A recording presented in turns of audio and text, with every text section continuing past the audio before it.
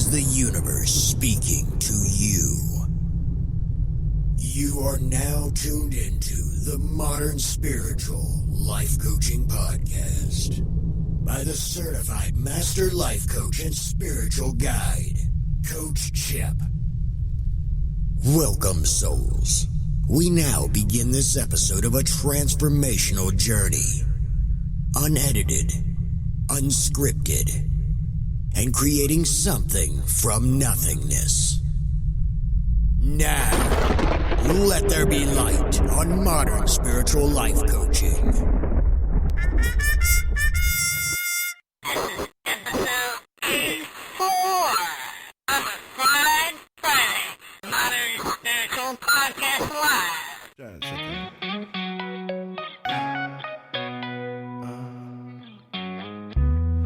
AAA, credits alright. Hang up the phone and let your heart break. Only in LA, 24 twice. She's on the phone, but she's staying on Wilshire Boulevard. Old dreams dying hard. He wants you to return this love. Breathing in the dark, weightless, working hard. He wants you to return his love. Now he's beating diamonds on you, but that ain't enough to turn the page. He's kneeling, wants to feel known, but he's not the one who pulls away. That ain't enough to turn the page. Leash is off, suit is on point. Won't cause a scene or stir up no clash. On second thought, Venice by fourth. She's on the job, but she's staying on Wilshire Boulevard. Old dreams dying hard. He wants you to return his love. Breathing in the dark, weightless, working hard. He wants you to return his love.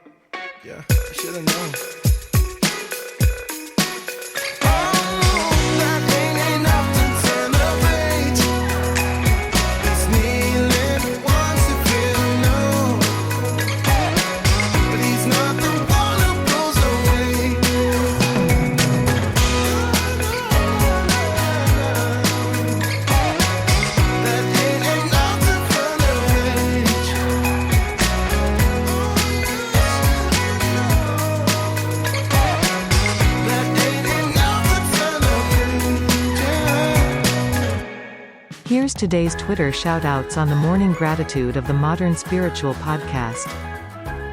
This first shoutout goes to The Spirit Within follows us. And you can follow her at Paula617511472. She likes walking dogs, collect haunted dolls, like paranormal and spooky things, read tarot cards, learning how to use crystal ball, advice is welcome. Our next shoutout goes to Chief Ifatakun follows us and you can follow him at Chief Ifatoken. He is a chief priest and spellcaster from the motherland of religion. He does destiny readings, court cases, love spells, and he helps people in all situations. Our next Twitter shoutout goes to The Gypsy Witch follows us and follow her. At Musings Michelle. She's a solitary wandering green witch, Scorpio Scorpius Sun, Capricorn Capricorn Rising, Scorpio Scorpius Moon Scorpion Scorpion Scorpion Scorpion Scorpion.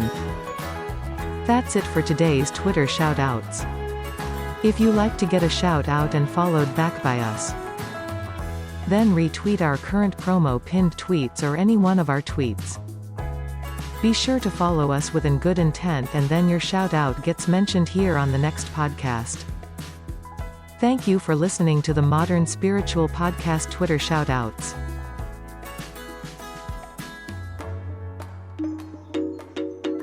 Good morning, it's Alchemy Coach Chip, episode number 84. And this episode, on this Friday, we've got a lot of things we're going to cover.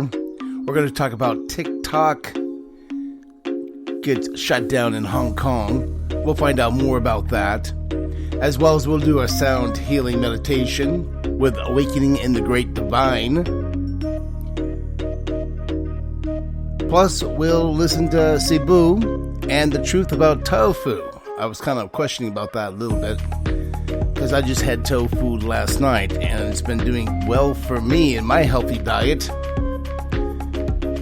But we're going to get in here and do a COVID-19 because Arizona is known, along with California, Texas, and Florida, as an epicenter of this country for the COVID-19. And I was just reading an article about how a dog in Texas was tested positive for COVID-19. Well, I'm going to say that's fake news from the media. The mainstream media is lying on that, and whoever's reporting it to the media is a liar themselves. And I'll tell you the truth. Because last month, COVID-19 came to my home front. My wife contracted and was tested positive for COVID-19. I took care of her for the last 30 days.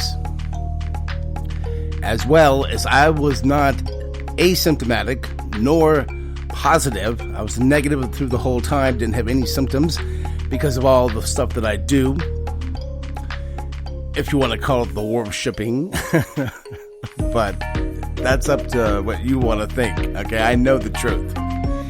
And our little chihuahua, that's about 10 years old, was in the same house, in the same room with my wife, and was up with my wife licking her, and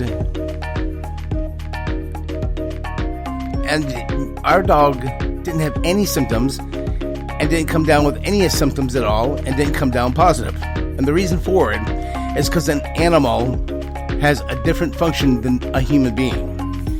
And that means they have a different immunity system. They have a different sensory system on top of their heads and throughout their bodies. As well as their tasting system is completely different than how we taste food. And altogether different, an animal operates differently than we do. So they don't catch cold and viruses and things to that nature like we would. So I want to get that flat out because if they said that they gave an animal and they tested it positive, then that testing kit that they gave is probably a false positive. Because there's just no positive way. If it was that big of a concern, a lot of cats, dogs that are running wild would be contracting this. And it would be a big epidemic for animals. So when the news starts putting that out, I would really think twice about it. It's probably fake news. So disregard that. And we're going to go with Dr. Steve Greeaner. And he's going to let us know and tell us how we can boost our immunity system. And things he's going to tell you, many doctors won't tell you this, especially in emergency room wards or if you go to your regular doctor. Because I know when my wife went to her doctor didn't tell her very much about anything. And then when the Health and Human Services of Arizona called to check up on my wife about her COVID-19 positive symptoms and stuff, they never gave any information at all. They were just asking for information. We're the ones that turned around and did the precautions of the immunity build to get her back out and for her to recover. I have a whole lot of stuff like that. So if you want to contact me through my email at chip@modernspiritualpodcast.com, I can tell you how to get around this and how to live a more normal life. And this thing won't set you behind. A lot of this is way out of whack. It's out of control. But let's get into it right now. It will boost your immunity system by Dr. Steve Greeaner right here on the Modern Spiritual Podcast. If I were to tell you what I know about this, super boost to your immune system. The key thing is understanding, what are you doing?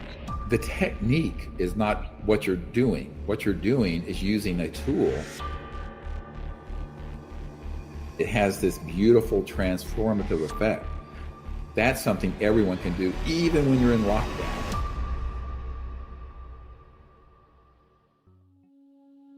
Mark Twain said, there are liars, damn liars, and statistics. Well, what does that mean? It means that you can do anything with statistics and manipulate them if you're clever. And I'm not trying to say there's any nefarious purpose here. I'm just saying that people who try to speak with more certainty than they should about something that we have a fraction of 1% of the public that's been tested on something that's this contagious is sort of, you just got to take it with a grain of salt, honestly. Which is why they're assuming, the reason we're all on lockdown or social distancing is that they're assuming everyone potentially has it and doesn't know it because they don't have enough test kits. The reagents have been faulty. The CDC first batch of test kits in this country didn't work. I mean, it has been the most epic governmental failure that I've seen in my lifetime as a medical doctor. And that includes the horror of the 80s and 90s with the HIV crisis. But that's, as I said, that's water under the bridge. What do we do now? And that's really kind of what I want to now kind of segue into. I certainly think we are in for some rough stuff for several months or a year, only because I think this pandemic's going to take that long to run its course, and we're probably going to, unless we're very lucky and in the summer it dies down and doesn't reemerge, but we don't know that yet. We don't know how this is going to behave. You can't predict that this will do that just because other viruses have. So the fact is, it could be a pretty rough period for a year or more. What my larger concern is that the havoc it will play in society in terms of the economy and unemployment. What I'm hoping is that people will be able to get back to normal in a few months. But I think if we do, people should be prepared in every way, everything I mean by that, for real preparation, that there could be a second wave that could even be more virulent than this first one. So, you hope for the best and you plan for the worst, is what all emergency doctors do. And so that's just sort of my motto. You hope for the best and you plan for the worst. Everyone listening, I don't want to be alarmist, but I'm just going to tell you that there's a great deal more known about this. And I think that that's kind of water under the bridge, i.e., where did this come from? How did it emerge, et cetera, and so on. We have to deal with the hand we've been dealt, and it's out in the community now. The consequences of it are going to be devastating from a public health point of view, but I think from a societal point of view, with the numbers of people who are laid off, unemployment possibly going up above what it was in the Great Depression, and I think that's a possibility, it may have a more devastating effect socially and civilizationally, and how we live and our livelihoods and what have you. But that's where we are. And I don't control the edicts from the federal or state government. I'm here to tell you as a doctor what the reality of this is and how you can respond to it, but also to respond to it in a way that keeps yourself not panicked at all and in a positive state of mind, so that you stay strong and you stay healthy and your immune system is enhanced. And as I said, exercise is key to that. Good diet is key to that. Avoiding, bad drug use and smoking cigarettes in particular. I think the deadliest drug there is out there by far is cigarettes. 50,000 people die of overdoses of other drugs in this country every year, but we lose about 500,000 people from cigarette smoking every year in this country. In the United States, around the world, China, it's even worse because China is now the worst users of, most abundant users of cigarettes, because we got everyone in the world addicted. American tobacco companies got everyone addicted to the damn horrible stuff. So be very careful about that. And I think the other thing is, from my perspective, before I was a medical doctor, some people in the 73, 74, 75. And what I learned was that there's this amazing immune response and strengthening of the immune system that happens when you go into deep meditation, which is actually more powerful than sleep. So the meditative state and connecting to this expansive aspect of ourselves that's conscious, that actually is really strengthening to ourselves physically, as well as mentally, psychologically, spiritually. So the meditative faculty, the ability to sit and be quiet and meditate and go into a deep state of relaxation and connect to that aspect of awareness that is beyond your individuality, which is actually infinite. That's what samadhi is when you have a very deep meditation. But even some sense of that, where you become calm and centered and feel relaxed and expanded, that is like a super boost to your immune system. And it also creates field coherence with the people we're with, but all over the world. And, you know, this is one of the things that everybody will see on April 7th when Close Encounters of the Fifth Kind comes out. That we talk about what back then, sort of comically, was called the Maharishi effect, because what they did is we sent people into cities and localities where 1% of the population were experienced meditators who knew how to meditate and go into deep, quiet meditation. And when they did that, let's say the city had, 200,000 people. So that means you'd have 2,000 meditators in the city synced up meditating, deep meditations and prolonged. What they found was that hospital admissions went down, violence went down, shootings, crimes of all kinds went down. There was a field coherence that went out through that whole city, even though the other 99% of the city didn't know those people were in the city. They didn't even know they were there. So it wasn't because there was social media saying, oh, there are all these people meditating, isn't that cool? No, they were not there. This was back before there was social media. And these studies have been done in other settings and proven that there is this beautiful field coherence where things become aligned and coherent, very positive, when more than one person and groups of people meditate together in a certain number. And it turns out the threshold number for that seemed to be very effective was about 1%. It's not like a polling booth. You don't need 51% to win the election. This is 1% you win the election, because you then create this harmonic, coherent field that is affecting everyone in your society.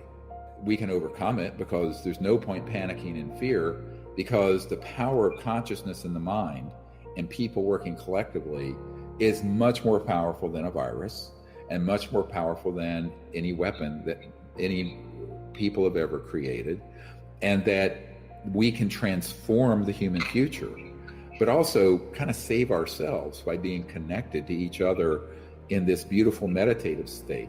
I think after the film comes out and we have this new app and people can get trained and practice, there is something to practicing meditation. It takes some time to get your vibe going with it, but it's not difficult. You do that on a regular basis. You can do breathing exercises as well before or after you do the meditation, say with a mantra or a little prayer, whatever you like using. The key thing is understanding, what are you doing? The technique is not what you're doing. What you're doing is using a tool to allow yourself to settle down and become centered and calm, where you feel connected to this great ocean of unbounded mind.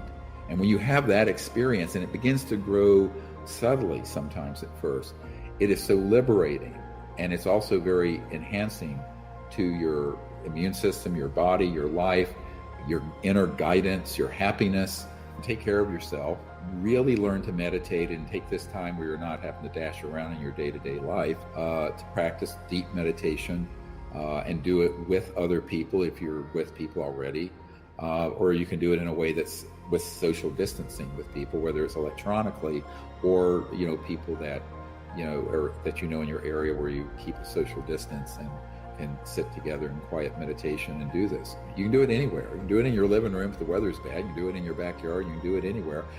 That will really strengthen our civilization, but it'll strengthen your immune system, as I talked about before, because when you go into these deep meditative states, it's a very healing, amazingly healing thing to do.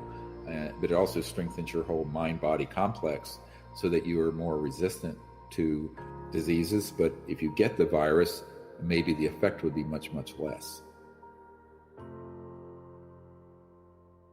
You're listening to the Master Certified Alchemy Coach on the Morning Gratitude Modern Spiritual Podcast.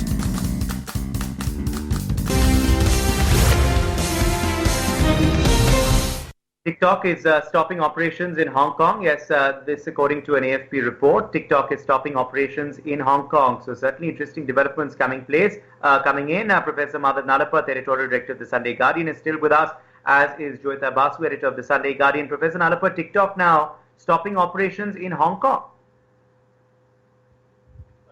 TikTok will do what frankly the Chinese authorities wanted to do. TikTok, for whatever the Chinese authorities wanted to do. And the reality is that a heavy blow has been dealt to TikTok by the very bold action of Prime Minister Modi. It is really cut into their bottom line. It is cut into their future profitability, and frankly, the future of TikTok and its holding company. So I simply want to say that they don't know where to go. The reality is the PLA has become so aggressive that across the world, people are recognizing the danger posed by this kind of activity. Unfortunately, the PLA has not been held to account, especially in the case of India. The close relationship between the PLA and GHQ Rawalpindi is something which is, in fact, very damaging to long-term Chinese interests. It is really surprising that the Chinese have allowed the GHQ Rawalpindi to have the dominant say in its policies towards India, especially on the border. So I would only like to say, Uday, that these companies, they have gone into a situation where they have become a clear present danger and security risk. These tech companies are a potent security risk to any country with which the PLA has differences of opinion, and that list is only multiplying. So the sooner there is a delinking of India and other countries which the PLA regards as hostile or potentially hostile from Chinese tech, the better for the security and safety of these countries. In the case of India, it's very essential that the process begun by Prime Minister Modi be continued, and that those voices, many of them for reasons of profit, hidden or open, who are saying, no, please, let's not do this, let's be reasonable. For heaven's sake, what happened on the 15th of June?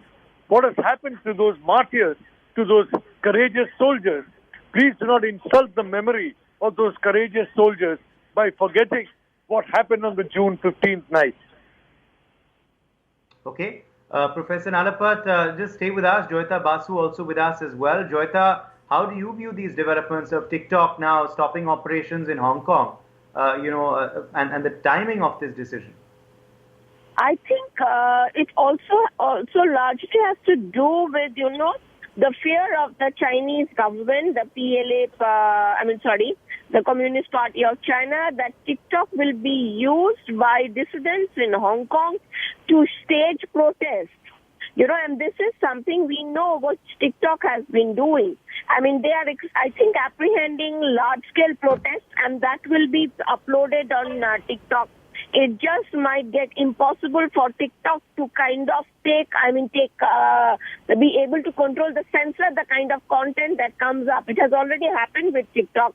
that criticism of China, made in the UK and all that, they have been censored, and after a lot of uproar over it, it was kind of allowed to be viewed.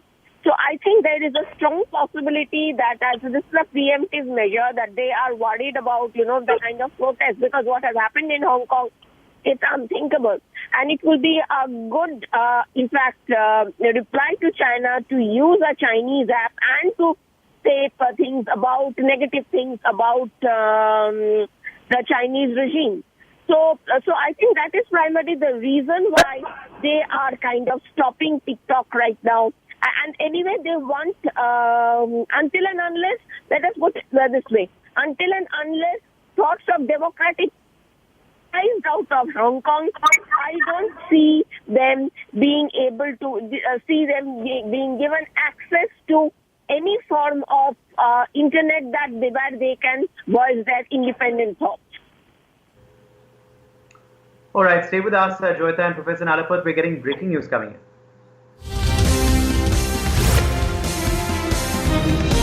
After Hero cycles, many companies are looking to boycott China. JSW2, which has been actively looking to cut trading links with China, is now looking at Turkey and Brazil as alternatives for the company's blast furnaces. So these, of course, are the latest updates coming in. We are learning that, in fact, after Hero cycles, JSW2 is actively looking at cutting trading ties and links with China and looking at Turkey and Brazil as alternatives for the company's blast furnaces. So more ramifications of Galwan Valley emerging. Professor Nalapat, how do you view these developments coming in corporate India? Well, in India, the Prime Minister has shown exceptional leadership. He has shown the way, and I hope that the entire team around the Prime Minister will follow the Prime Minister's example, and that there will be no vacillation, and especially there will be no lack of realism regarding what this threat is. I mean, when I saw some of the media headlines regarding what is happening in Galwan, I mean, I was reminded of 1962.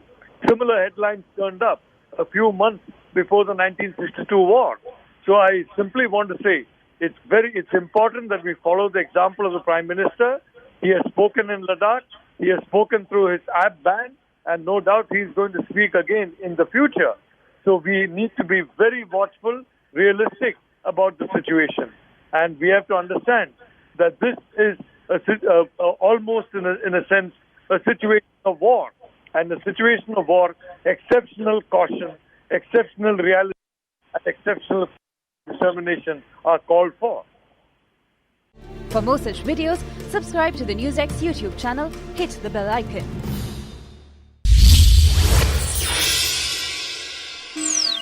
It's a Friday right here on the Modern Spiritual Podcast on Morning Gratitude. I'm Alchemy Coach Chip. We're learning a lot of things about TikTok suspends operations in Hong Kong. We went into the immune system and a few more things. Now, this is going to be Cebu and the truth about tofu. Kind of raises a question mark on me. And this audio may not be so great to you, but to me, it's not so great, but if it's terrible, we'll just bail out of it. But let's listen to this right now and find out exactly the truth about tofu. If it's really healthy, and if it's not, why? Right here on the Modern Spiritual Podcast. Today's episode, we're going to be diving deep on tofu. Is tofu good to consume? Well, we're going to be listening to the healer Dr. Sebi that has brought healing into millions of people's lives and his perspective on tofu and what it does to you. Should you be eating tofu? Let's listen up. It's laboratory made. Anything that is laboratory made has a pH of less than 7. Garlic. Cow milk is 6, not too bad. Still acid. Tofu is 4. When you eat tofu, let's put cow milk here. All these things we're going to put under acid. When you eat tofu, what tofu will do to you is this. Tofu will enter the body and begin to rob your moisture out of your body. Rob your moisture. Besides robbing your moisture, it's going to rob you of your oxygen. Why? Because tofu is starch. Tofu was made during the year of 1825, is it? By Greeaner Mendel. Download this name. Put him on the acid side.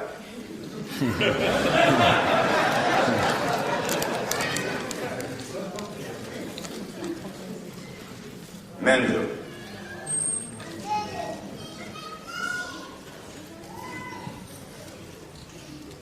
Greeaner Mendel. You download him, and he made every beans that we eat.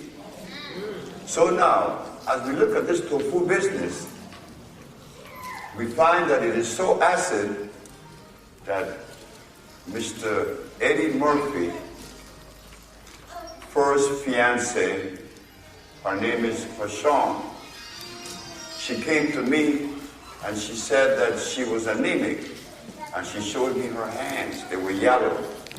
I gave her Maya. I doubled, I tripled. My hands are still yellow. I said, girl, could I study your case for a while? I took a week. I said, could you come to Florida? She did. The tofu had delivered sulfides in her body. And that sulfide would eat your iron. So I had to remove the sulfide. And the only way that I could remove the sulfide from her body, I had to give her something known as what? Sodium fluoride. That's come from a plant called the blue vervain. 2 days later, her hand was pink because of tofu. Do not, under any circumstances, give this to your children. Milk or the pulp. It is extremely dangerous. So that's tofu. If you don't want to have those problems, avoid tofu. There's plenty of alternatives from tofu that'll bring you sustenance and at the same time. And we'll find more information about tofu because it just gave us a few minutes of why not to eat it and what it does. But we're going to look into some more stuff. And once we get that, we'll deliver it to you right here on the Modern Spiritual Podcast Live. And this is the end of this episode. We'll be back tomorrow with the Power Half Hour of meditations and other things that will bring you in through this Saturday. And right now we're going to go into a soul sound healing meditation, which is meditation is good for the immunity system, especially if you're in the epicenter of COVID-19. This one here is by Jonathan Goldman, the award-winning sound healer sound healing of meditations. And this one is Awakening from the Divine. So until next time, I will bid you a good day and a good night wherever you are in the world. Until the next episode, I say peace. And I'll talk to you later right here on the Modern Spiritual Life Coaching Podcast and the Modern Spiritual Podcast.